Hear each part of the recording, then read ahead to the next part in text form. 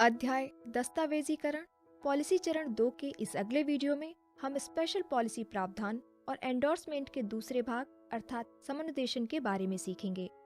समनुदेशन शब्द का संदर्भ साधारणतया लिखित रूप में संपत्ति के अंतरण से होता है, जो संपत्ति की सुपुर्दगी से होने वाले अंतरण से भिन्न होता है।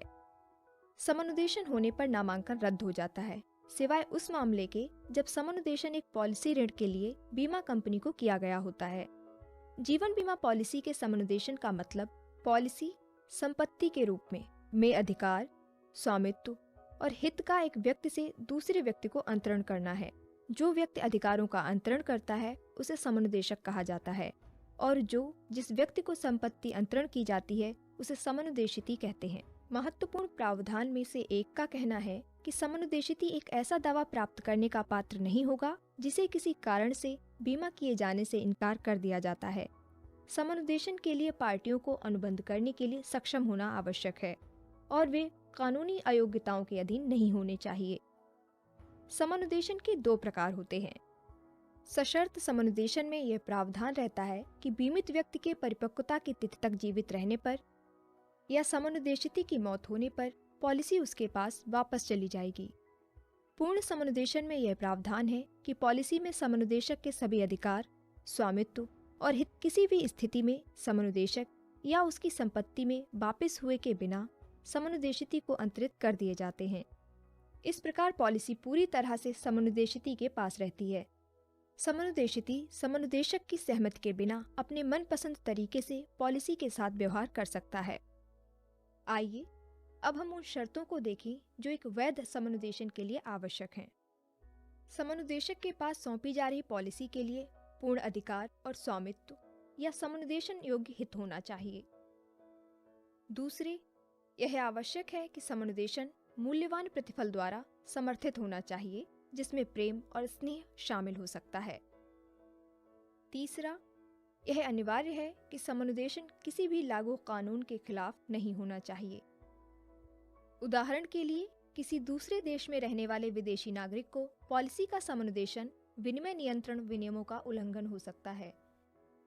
समनुदेशिती दूसरा समनुदेशन कर सकता है लेकिन नामांकन नहीं कर सकता है क्योंकि समनुदेशिती बीमित व्यक्ति नहीं होता है।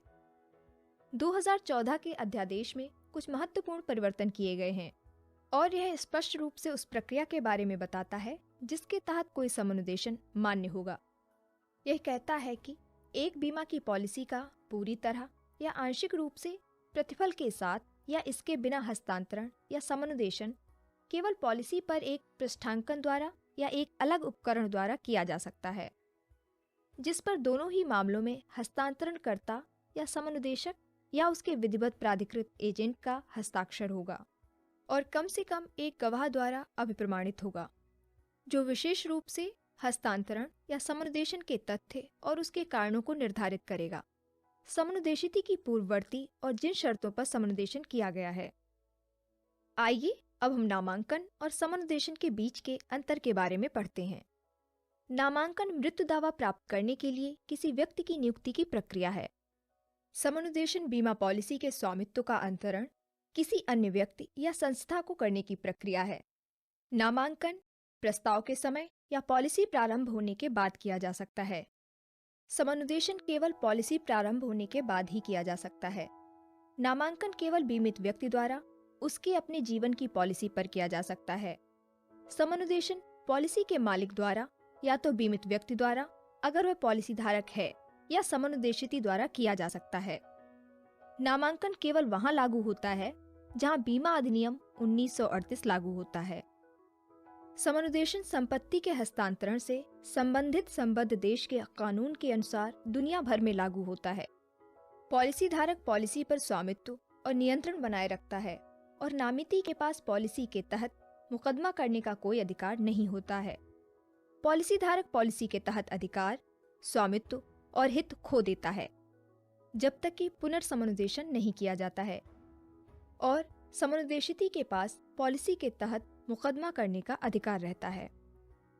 नामांकन में गवाह की आवश्यकता नहीं है। समनुदेशन में गवाह अनिवार्य है।